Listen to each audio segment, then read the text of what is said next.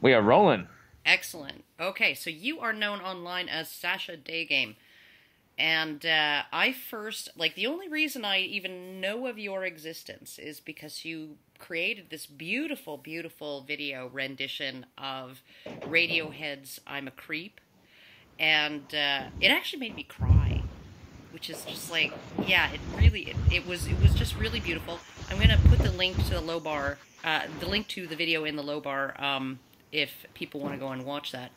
But then a couple of weeks ago, it was just in the suggestions, I stumbled across a video of yours where you're talking to a feminist about rape culture, and you interview her for quite a while, and then you gave your thoughts at the end of it by yourself.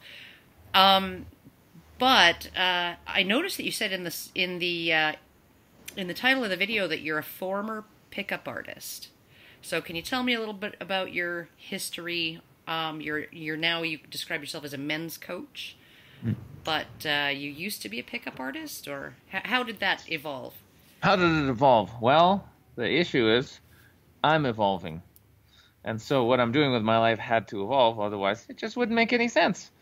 Um, yeah, I mean, the short story is I just came from a very, very traumatized background, like really, really, really bad. I had no father figure. He ran away from my mom. My mom was like a manic, you could say, rageaholic. You know, she'd be either raging or screaming or hitting me or throwing things at. I mean, literally, she would, like, my normal days, like dodging boots being thrown at my head. Oh, You know, yeah, it wasn't fun. no. As an added bonus, though, I was a dodgeball champion at school for 2 years, so that was good. But it was really a tough childhood. I just didn't get any love at all of any kind. And so it wasn't a surprise that, I just had to figure it out on my own in the world. I ended up doing stand-up comedy. I was always a fan of comedy, and I just wanted to push myself, and I just loved it. So I became a comedian. But even though I was a comedian, I could get up on that stage and tell jokes, and that was not really a big deal for me. I always was absolutely terrified of women. I mean, I was the sweetest, nicest guy you could ever imagine, totally clueless. I remember thinking, oh, if I could just get a girlfriend, I would buy them flowers and chocolates, and I would be so nice. But I was way too on the nice scale. That is not attractive for anyone. Yeah. It's not good. But I was a sweet kid. I just didn't know what I was doing. And I got, like many guys, I found out about the pickup subculture. It really is like a subculture. Hmm. And yeah, I mean, at the time, this was back in the day, in the mid 2000s. It was really about it wasn't cool. It was not. It didn't resonate with me really. It was really about either telling stories that make you cool, or showing off how much money you have, or it was really about manipulation. There was routines. It was just all fake stuff, doing magic tricks to impress girls. I mean, it was ridiculous. Yeah. People were using NLP, neuro linguistic programming, to put auto suggestion into women so that they'll feel like it was so It was ridiculous. so artificial, just like makeup Yeah, and fake tits. Yeah. yeah, yeah, yeah, Yeah. So there you go. But yeah. That's what it was.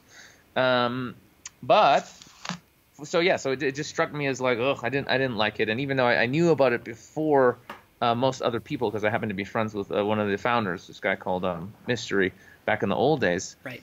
um, it just didn't feel right. And even though I found out about it in 1999, I really didn't do much. And then when I really decided in 2005, I was like, you know what? I'm tired of this. I'm tired of being like this guy who just is needy and can't get girls, and like I'm such a nice, but like, what's going on here? And I decided to just figure this out, and I just became really, really obsessed at figuring out how can I go out there and connect with women. I love women, and I decided I wasn't going to go to bars and clubs and do all this stuff, because I hated all that stuff. It's so fake, loud Yeah. music, and I'm wearing my fancy clothes, and let's get these girls drunk. I mean, it's borderline rape. Let's go out, and I mean, these guys are going out there looking for drunk chicks to hook up with. I mean, Well, and you that's have to scream you know, too to even be heard. How do you even get to know each yeah, other in a situation where you can't hear yourself over the music? yeah, it's pretty brutal. Hang on, I'm just going to make sure this camera's rolling. Hang on a second. Yeah, as I suspected, it's Mm. pointing in the wrong direction, but I'll fix it now. Because it's gonna look really good if you use this version. It'll look epic, because it's Oh, like okay. it's a full HD freaking epic beast of a cam. Oh, okay. But I just had it pointing in the wrong kind of place. Okay. See, this is the problem when you don't have a crew. Yeah, yeah, exactly right. Same. And you got to push the button, sit down, get up again, play the file back, make sure it looks good. Yeah. Um, yep. I mean, I have a crew, but they're doing things in other parts of the world, editing the videos and all this kind of stuff. But they're not right here right now. Okay. So I'm looking at this little structure of yours. Where exactly are you? You're someplace with nice weather. I see leaves. I see foliage. Yeah, it is. I'm in Ecuador. I am so envious of you that there is foliage. Yeah, It's January I'm in 3rd. Ecuador. It's like 24, 25 degrees every day. Organic ripe mangoes all the time. I It's fucking hate it's you. legit. I know. A lot of That's people it. do. I'm hanging up. Um, It's a good place wow. to be in. So what are you doing in Ecuador? So, let me wrap Oh up yes. the first question. Otherwise, this won't make any sense. So basically, it all felt super fake, and yeah, I just decided to be a revolutionary and just do my own thing. And I decided I'm going to go on the streets and I'm just going to talk to women. Mhm. I'm going to come up to girls and I'm going to tell them I think they're pretty. I'm going to talk to them and try and get their phone number. And crazily enough, it worked. Yep. Who knew? You could just go and talk to people. Everything would be fine. Well, you have to have a little. You have to have a certain amount of confidence and a certain demeanor. I think a certain way of framing it, so as not to come off as a complete weirdo, or you can come off a bit as a weirdo, but if you act like you're aware of your weirdness and embrace it, I think that works. So it's all Yeah. sort of about owning yourself and all of that. So Everything is. I didn't know it at the time, but to answer your question, after I did that for many years, and I developed my own system, and I one of the people who came up with the whole concept of day game, which is like going out in the daytime and talking to girls, and I had a really great time. And of course, after years and years of doing this, I just got to a place where I just didn't feel like pickup was authentic. Like going out there solely with the purpose of getting a girl and having sex with her. it gets old after a while. I It think. gets old after a while. It was great at the time. I learned a lot. I learned a lot about people. And actually, what I discovered was the thing that was keeping most guys back. It was just so much deeper than they didn't know how to talk to women. The biggest thing being lack of social freedom.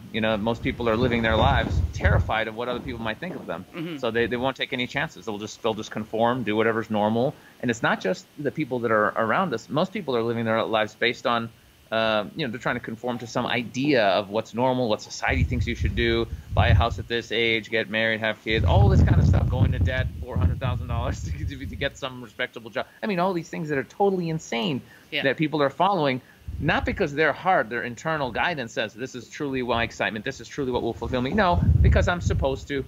Yeah. Yeah. No, I actually found that, like my parents, they pushed me twice to try university.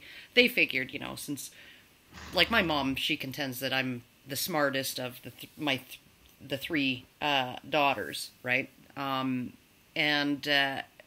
one of my sisters, she went and she got her MD and has like this amazing career, and I just kept dropping out of university in the first semester. I just didn't want to do it. And they finally, like the third time they tried to talk me back into it, I said, like, how much taxpayer money are you looking to waste, and your own money looking to waste, trying to get me an education to do something that I'm not even going to do, right? Like, just because I get a teaching degree or something like that doesn't mean I'm going to go be a teacher, because I'm not going to, because I don't want to. So, just let it lie, and I'll be fine. So yeah, I think being authentic is really important, and I do think, and I do see people that I know having a real, they do seem to be, you even see it in the Facebook posts that they make and stuff like that, where it's like they have to be going on a certain type of vacation, right? And if the vacation itself isn't high end enough, they won't post anything about it, right? And it's all just there to impress other people in their social circle and sort of jockey for position in in kind of a bit of a bullshit status hierarchy, because it's not really about competence, and it's not necessarily even about dominance. It's about who looks flashiest, or who looks the most, I guess, ahead of the others, who looks that way, not necessarily who is. So, yeah. Yeah, yeah, that's it. You said it. I mean, look at all the social media stuff, right? It's just literally people trying to impress everyone and how great they look or what they're doing, how cool they are. And it's just like, if you have to go on social media to show people how cool you are, you do not love yourself. I'm sorry, but the people I know that really love and accept themselves, they're not doing any of that. They're just living their lives, you know. Yeah, well, I do social media, but I do it because I'm, like you're a men's coach, I'm an activist, men's activist, and so, but the social media aspect of that's my job, right? It's not something that I feel particularly sure, but you're not looking for your validation based on how cool you look in some photo. You know what I mean? That's not where you get your love. I haven't worn makeup in like 3 years, so like I don't care about that. Me neither. Totally no makeup. I know what you're thinking. How is that possible? Yeah, totally. Well, I'm noticing a lot of gray. That's true. There is some gray there. I've had that since I was about 22, so there don't bother me too much. All right. Okay. So, how did you end up in Ecuador? Well, one of my clients met a wonderful Serbian woman on one of my courses where he was running around talking to girls all day. And he fell in love, and they got married. And he was like, hey, do you want to come to a marriage?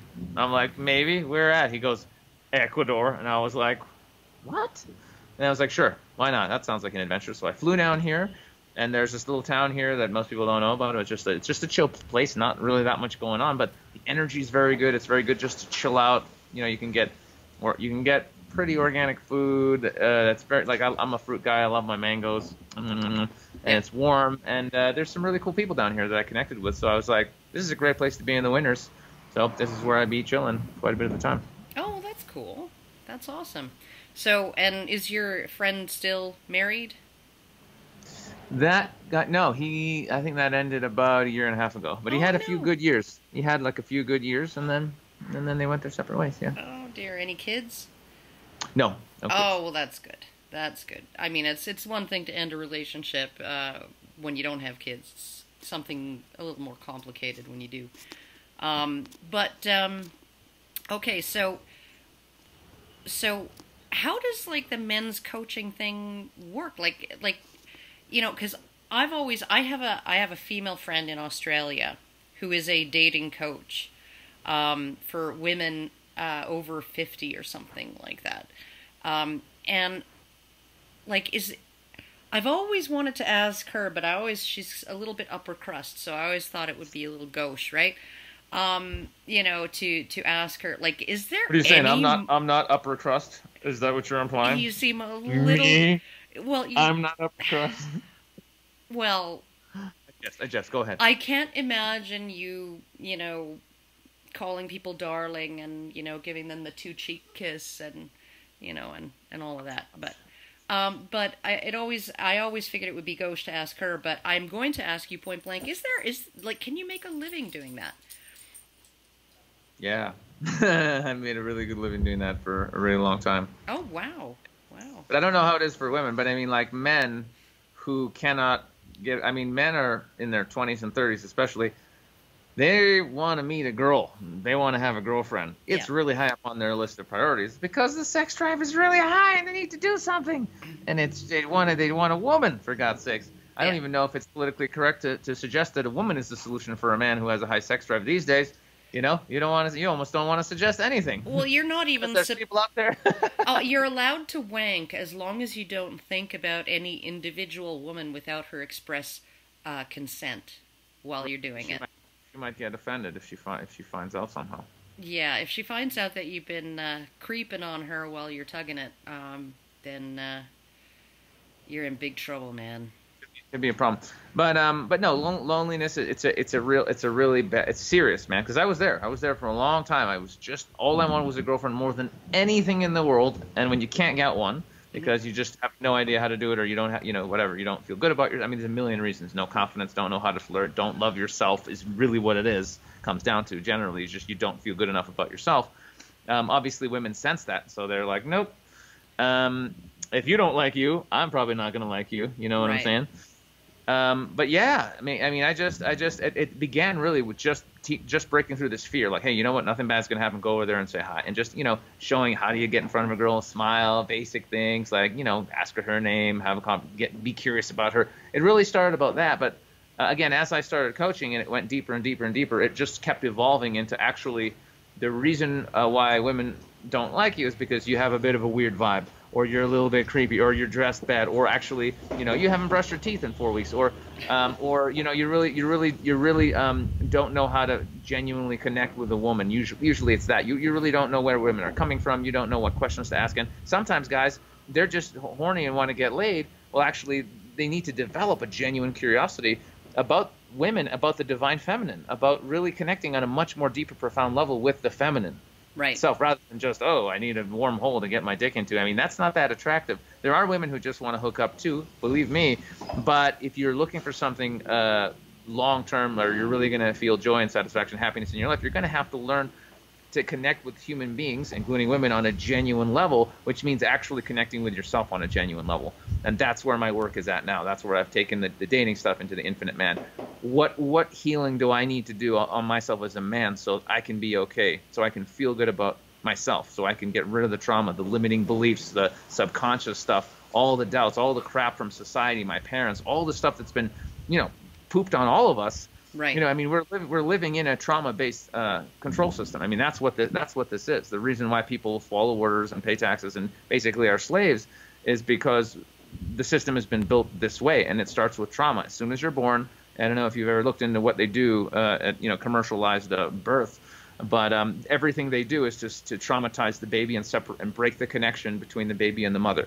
Everything they do, there's movies about this, there's articles about this, you can research on it. They traumatize you when you come out of the womb immediately, and then it continues from there.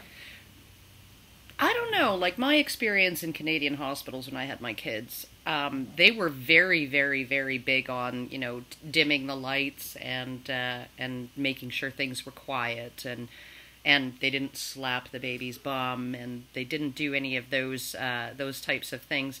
But I could definitely see in the United States in particular, there being one significant trauma, and a lot of what they were trying to make happen in the hospital, because they want the hospital stay to be as short as possible these days, right?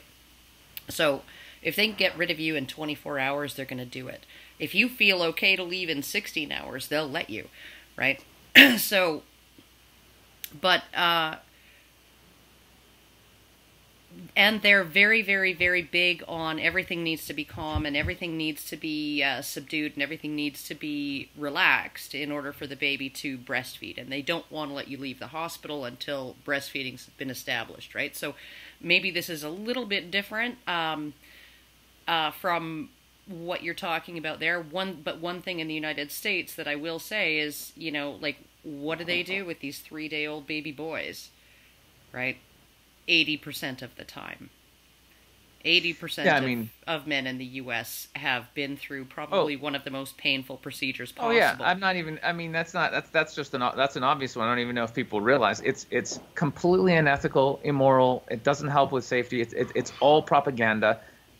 Circumcision is literally one of the most brutal things you can do. You're chopping a piece of somebody's wiener off when they've just come into the world. And again, why are they doing that? Because it severs your ability to actually connect with women. You enjoy sex less. You have less sensitivity. You need to thrust like a beast just to feel anything. And so the women are not going to be able to connect with you because you're not going to be able to make love to them in a way that's actually that's deeper, profound, or present in the moment. I mean, it's horrible, literally. So they're not just severing your connection with your mother; they're severing your connection to be able to connect with women for the rest of your life. This is what's happening. If that's not, and people are talking about, oh, they're doing terrible things in Africa. They're doing terrible things in Europe and in America to every single man who's born.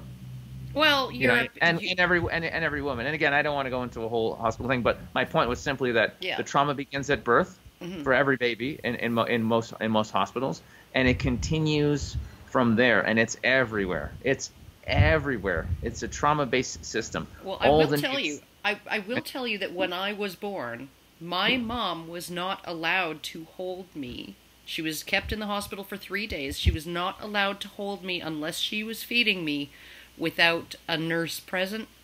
And the nurse carried me out to the car. And the first time that my mother got to hold me when I was 3 days old, without the supervision of a nurse, was when she sat down in the car and the nurse handed me into her. Right? It was like the hospital owned me. Right? And my mother was just kind of peripheral.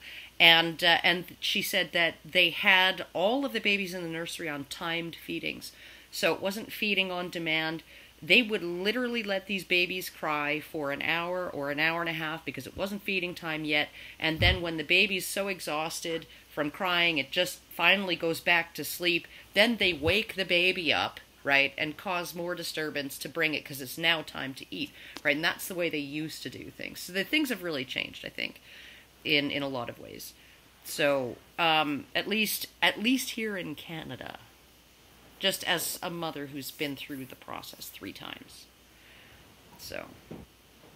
So maybe things are looking up. I hope so, but again, for anybody out there, it's something people don't consider. But all human beings are traumatized, and we're not told, hey, you've been traumatized and you need to do the self-work so that you can actually become the person that you actually should be.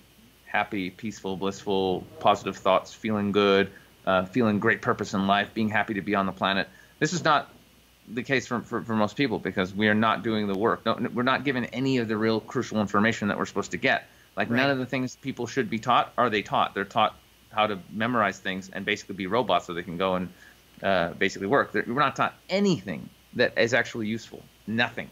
Well, not useful for us.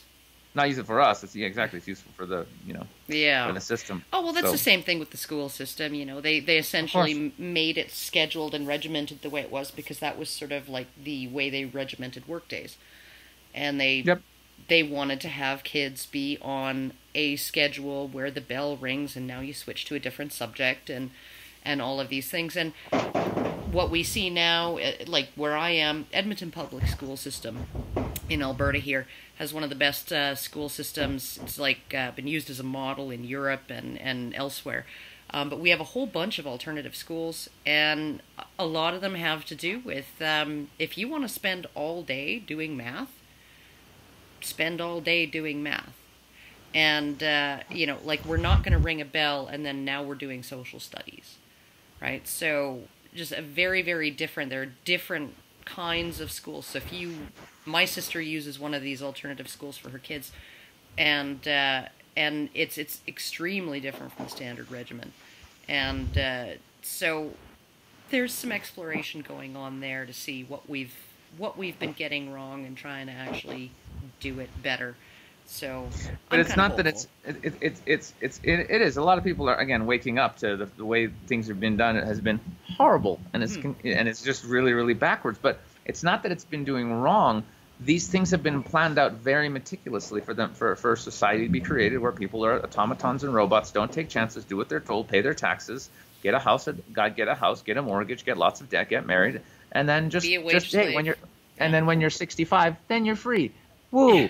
Are you kidding me? It's all been created to be the way it is. Nothing is happening randomly. It's all been. Now people are just waking up. Why are we doing these things? Why are we paying this many taxes? Why is our taxes being used to kill innocent women and children? Because we say that those people of that skin color are bad, but these people are good. Really?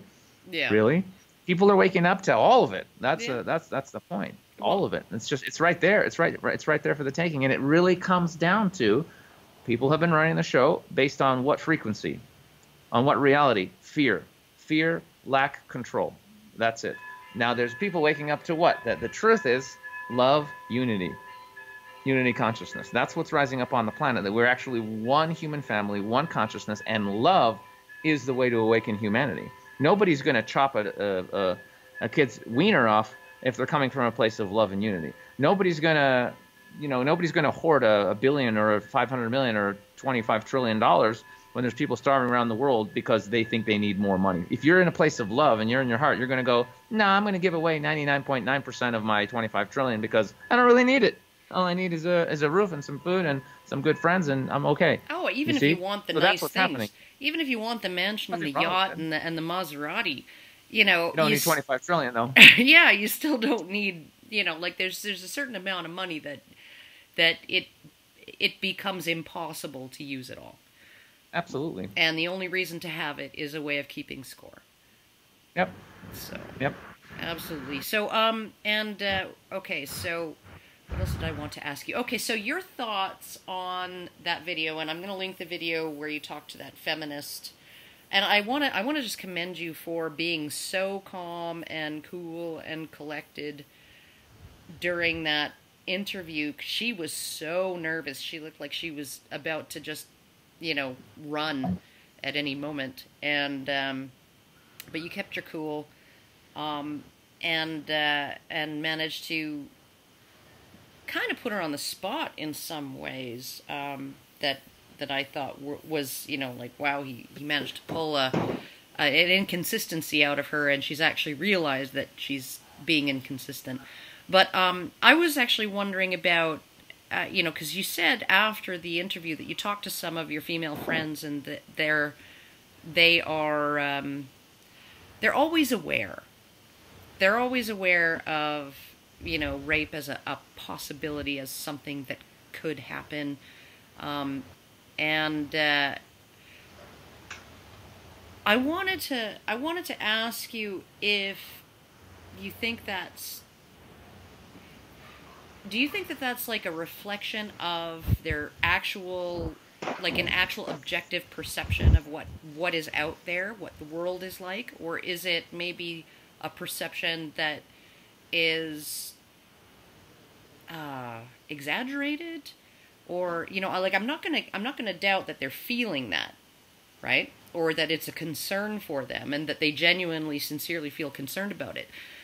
I'm just wondering, like, because there are people who are scared of my little tiny dog, who never bites anybody and who's perfectly chill. He's not even a yappy little dog. There are people who are afraid of all kinds of things that really aren't dangerous. So I'm wondering if what you think. Do you think that their concern is an accurate assessment of their, I guess I would call it, actual liability or their actual risk? I mean, that's the question, and that's actually the question I was grappling with when I was interviewing this woman. Initially, I was just blown away. I was like, "You think all men are rapists?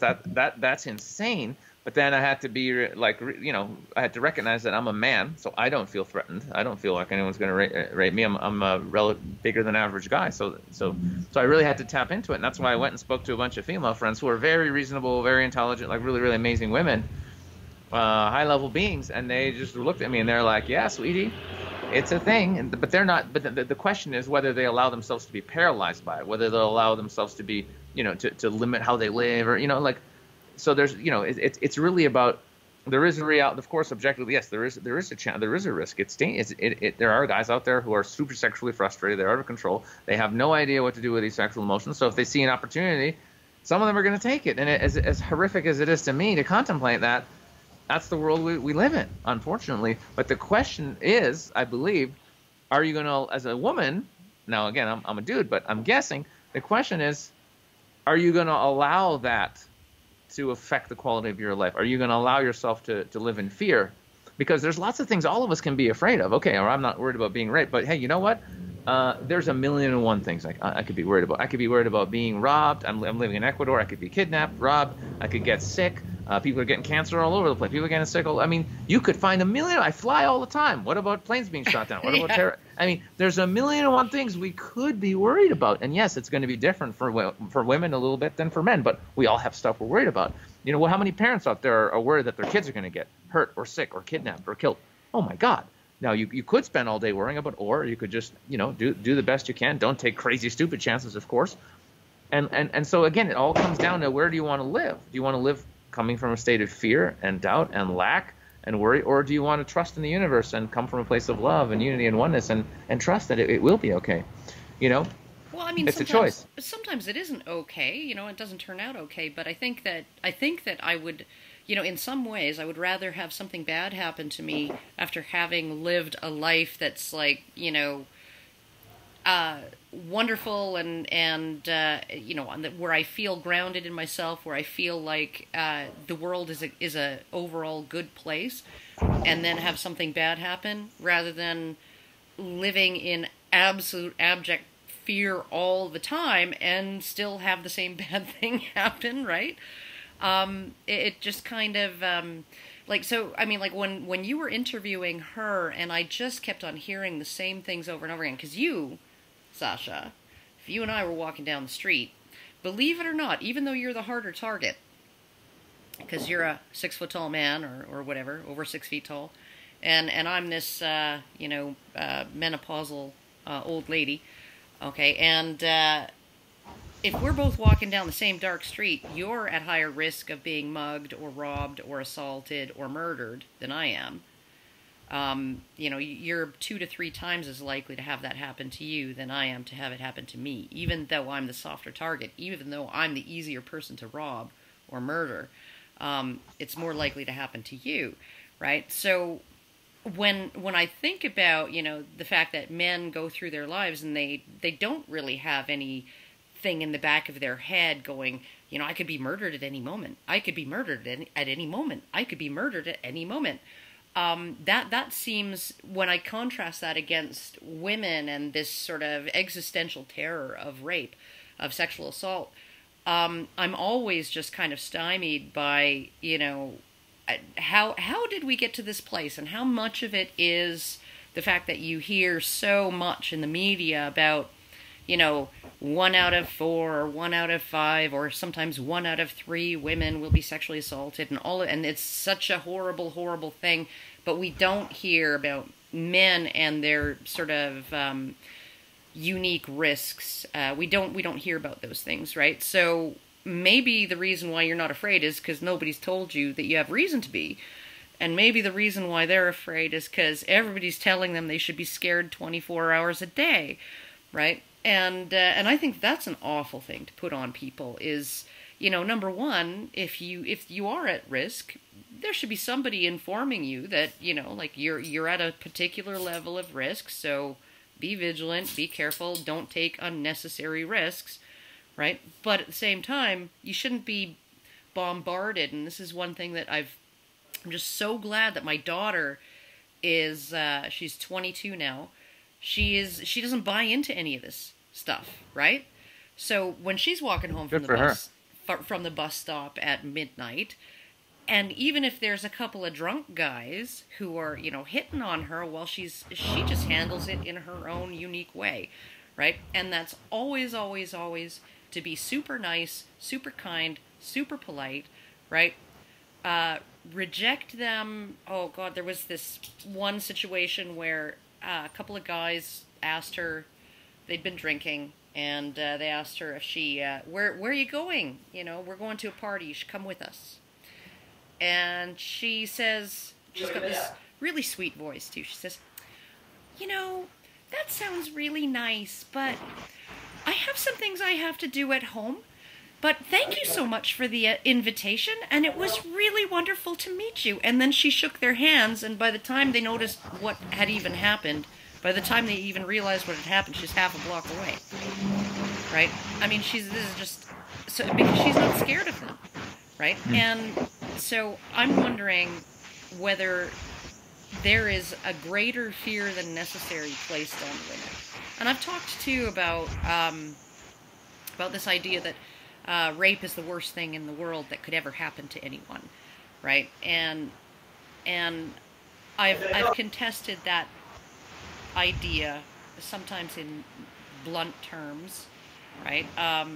Where I was being interviewed by a journalist, and I said I think it's a harmful narrative, that rape is like so awful, so atrocious, so horrible that it's almost like you might as well kill yourself because you're never going to get better, you're never going to recover, you're never going to get over it, right? And she says, well, I can't imagine anything worse happening to me. And I said, okay, how about this? Imagine this, right? You're asleep in bed, a man is in your room, he's got your 3-year-old daughter, he's got a gun to her head, and he says, have sex with me or I kill your daughter. What are you going to do? Right? And it was like, she took a long time, and then she said, well, I'd still try to be thinking of ways to get out of the situation. And I'm like, but you'd do it, right? You know it, and I know it. You would do it. If you couldn't get out of the situation, you would do it. And she was like, okay, I guess you're right. And I said, congratulations, you just imagined something worse than being raped, right? You know, like, there is no mother in the world who would be like, you know, sobbing on her knees on the floor trying to scoop blood and brains back into her child's head, right? And comforted only by the thought that, well, at least I wasn't raped, right? Like, you know, at least I put my foot down and didn't have that. So, I mean, like, I think it's just a really harmful narrative. I think women already have sort of they have an inherent sense of danger around sex that is not optimized, right? So I think because of the reproductive costs, because of all the biological costs and risks and everything of pregnancy and all of that, I think women have a certain wariness around sex that men don't necessarily understand, because men don't pay those biological costs. But I think that the last thing, now that most of those biological costs to women have been mitigated or eliminated, right? I mean, most of us are on long-term birth control. You know, most of us have access to abortion or the morning after pill. So let me something I gotta sneak in here. So obviously, just on a normal human 3D level, yeah, you don't want to be living your life in fear because it's not very enjoyable. Right. It's a choice. It really is a choice. You can live that way or not. And also another obvious point, everyone's got trauma. Yeah. And it's about dealing with the trauma. If something bad happens to you, you got to go and do the work, and you got to get through the trauma. I was traumatized for most of my life from a brutal childhood, and I had to do the work. I'm still doing the work. I'm not saying I'm 100% healed, but I'm a lot better than I was because I'm doing the work. And so, you know, so that woman I interviewed, she was a really, you know, hardcore example of someone who was traumatized. I don't know even how much by something that happened to her, or how much of it was just brainwashing, frankly, from university. Right. There's rape culture everywhere. She's never been raped. She told me. I asked her, I said, have you been raped? She said, no, but I've been sexually assaulted. So even, okay, if she was sexually assaulted, what does that mean? Somebody groped her, grabbed her, whatever. That could be anything. Your butt in a nightclub. Yeah. It could have been, but unless it was something really brutal, and my intuition says it may not have been. For her to be that level of traumatized, it's disproportionate. And whether it doesn't even matter whether there was a real reason or not. She is traumatized. She is basically sick, and she needs help. And we should have. And that was my message. She's not getting it at university. No, she's not getting it at university. So that was the conclusion at the end of my message. It's just like, I don't know what it's like to be in her shoes, but I want her to heal because I want all beings to heal. I want all beings to be happy. That's what I'm trying to do here. My message is love and unity. That's where I'm coming from. That's where I'm coming from when I work with men. Heal yourself, love yourself, accept yourself for who you are. Right. Go out there and be the best version of yourself. Go and make the world a better place. But you can't do that by just, again, living your life based on other people's ideas. Mm-hmm. You can't. You have to be free. You have to follow what's in your own heart. And another thing that might be getting a little metaphysical, but I'm going to say it anyway. You probably don't know this about me, but for the last 3 years, I've been hardcore on the spiritual path, really asking, who am I? Right. Meditating, going and seeing enlightened gurus. I mean, really, and I've had some really profound experiences. And I can tell you that us human beings, we are creators. You know, I have had profound experiences where I have basically realized the truth of our reality, which is there is no separation. It's an illusion. You and me are the same. Me and all beings are actually the same being, and that includes the creator. It's actually one. On the highest level, it is one. We're just little fragments. We're just little pieces of consciousness that are actually going through this to discover that actually we're the one. Have you been taking psychedelics? I don't even need to take the psychedelics to have these experiences anymore, but I have in the past. So we are actually one consciousness, and when you're coming from that place, you start to realize you really are creating your reality. And how many people have you met that are happy and positive, and everything seems to flow for them, and they have no problem, and everything is always beautiful and wonderful and roses, and other people that are always negative and shit's always going wrong and it's always horrible and they're so negative. Were they just born that way? Do you think some people are just born lucky and others born unlucky? No. They are all creating their reality. Oh, yeah. Every single one of them. And they are attracting the experiences, the amazing positive ones that they would benefit from. And the people that want to experience the darkness and the bad and the world sucks and there's no God, they're creating that reality too. Well, one of the interesting... a real master, if you ask a real master, and there's some story about this, and I'm paraphrasing, but somebody asked a real master, hey, what would you do if somebody came and they were going to murder you or rob you or do something really bad? And a master said, he said, being a master, I would never attract this kind of experience into my reality because there would be no lesson for me to gain from it.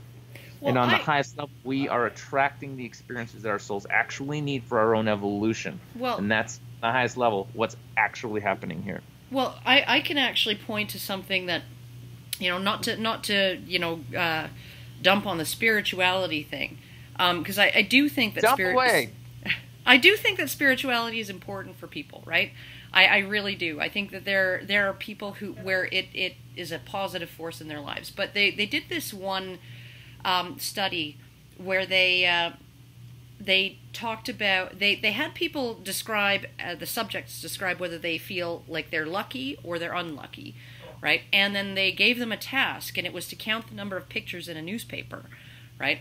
Count the number of photos in the newspaper, and the lucky people managed to do this in there were something like 48 pictures all through this newspaper, and the lucky people managed to do it in just a few seconds, whereas the unlucky people did it in 2.5 minutes or something like that. And the reason why the lucky people were able to do it in 2 seconds or 3 seconds or whatever is because on page 2, when they opened the paper, there was a big announcement, a big, huge bold type saying there are 48 pictures in this newspaper, stop counting. Stop counting, there are 48 pictures, right? And so they were like, okay, done. And so essentially I think that what it is that people who see themselves as lucky, they may not be attracting more opportunities to them for positive stuff. They may just be more able to recognize them. Right? They just may be more able to recognize them and seize on them, as opposed to just plodding along, counting photos on the newspaper, right? Not even noticing that big, huge text message saying, there are 48 pictures in this newspaper, stop counting, right? Yeah, on many, many, many levels. That's part of it. Is that your reality, your belief system is going to affect everything. So one person will see an opportunity, the other person will see a tragedy, and it's really based on risk, where you're at. Yeah, or a risk, absolutely. So yeah, we can go there. There's many, many, many levels. Believe me, that that we can go. But yeah, I would just urge everybody to really, if you're in a place where your thoughts aren't serving you, you're getting negative thoughts, you're still worried, you're fearful. It's because I highly recommend a book to everybody called Power versus Force by a guy called Hawkins. David Hawkings, and he basically talks about the lower levels of consciousness. There's a scale of 1 to 1,000, and below 200, it's all the negative ones: guilt, shame, fear, greed, all these emotions. And most people are actually stuck somewhere in those emotions. Right. When you cross over to the consciousness level of 200, there's much better levels: hope, acceptance, reason, love, and then joy and bliss, and it just keeps going up. And so most people are stuck below 200 in these feelings. And you can get out of that, but you have to make the conscious decision. I'm gonna raise myself out of this. I'm gonna raise my consciousness into the higher levels. And I've been measuring myself, and I can see where I'm at and what I need to work on to get to the higher levels. And I'm telling you, it's worth the journey. And that's what the spiritual path is. It's really just waking up. It's really waking up and raising up our consciousness, our vibration. It's worth doing. Given all of this that you're talking about here, I have to wonder, like, are you familiar with Jordan Peterson? Oh, yeah. How do you feel about him? I feel he's very intelligent. He makes some great points, and his level of consciousness is in the 400s. So he's coming from a place of reason and logic, which is wonderful. And I think he'll be even a more powerful force when he crosses into the 500s, which is where he'll be coming from a place of love and unity and acceptance. Well, not acceptance. Acceptance is in 300s, but yeah, more from a place of love. But yeah, I'm a fan, man. I think he brings up some damn good points and he backs them up. All right, awesome. Well, I'm glad that that you, because I really like him, so I'm glad that we're in agreement on that. So, is there anything else that you is there anything that you wanted to plug in particular? Because we're like running out of time. Is there anything that you I noticed you're wearing an Infinite Man shirt there. Do you have a storefront? Woo! Everything's over on infinitemansummit.com. And yeah, I mean, if any guys are out there listening to this and they're like, this sounds cool, I want to be better, I want to be more happy, I want more social freedom, yeah, just check out the site. We have a newsletter. It's free. We give great tips. But more than that, where the real power lies is actually coming to one of our events. We do events all around the world, and it's just amazing guys who are on this path of self-development, self-love, self-acceptance, who are out there trying to make the world a better place. So come to one of our events, meet the guys, meet me, come hang out. And for those of you who are really serious about it, yeah, we're still everybody's got their own different flavor of what they're working on and what they got to do. But that's the great thing about the summit. We have all these speakers come to our summits from all around the world and different areas. So I'm talking about business, I'm talking about health, I'm talking about relationships, health, healing, self-love. So really, you can come and really get a taste of like what's out there, and there's so many ways we can improve our lives. It's just unbelievable. So once you really start on this path of self-development, it never ends. And this is like my video game. I don't need to go play video games. I'm playing a game of life where I'm like upgrading myself and feeling happier and having amazing experiences, meeting these fantastic people. So that's where I put my time. That's why my default state is excited. Excited and leveling up. Leveling up, and just life is good. So yeah, wherever you're at in your journey, if that's we're here to help you. So whether it's just you want more social freedom to take more chances, you want to be more following your heart and doing what excites you in life, we have specific courses, social freedom courses, where we teach that, and then we have social freedom for dating courses, where again, it's what I talked about before. We break you out of this belief system that you're going to be rejected or people are judging you, or you can't do what you want to, and we get men really comfortable with themselves so they can go up to women they find attractive and have conversations and go on lots of dates. So all that's going on. It's all part of the Infinite Man brand. So check us out, reach out, say hi. And we're here for you when you're ready. All right. Well, thank you so much for talking to me. And I'm going to, again, I'll link your website in the information section. And I will also be sure to link that video of yours that made me cry, because it was just so beautiful. Crying is good. It's letting out some emotions that are stored in the body. It's a beautiful thing to cry. When I cry, I tell people I had a good cry yesterday. It was so good. It's a beautiful thing. There you go. It is a beautiful thing. All right. Well, thank you, Sasha. All right. Or Sasha, do you Sasha, have that's your online name? No, Sasha's short for Alexander, which is my name. So okay. It was in the old pickup days. Like we wanted to come up with alternative names, and I didn't want to come up with something silly, because then I'm talking to some dude, and there's some girl, and then the girl says, "How come that guy called you Red Dragon?" And I'll be like, "Oh." So I was just like, I'll just go with Sasha, which is my name, and there you go. Oh, well, there you go. That's awesome. All right. Okay. I will put all the information in the low bar. Thank you so much for talking. Thanks for having me on. No worries. Fun. Okay. Bye-bye.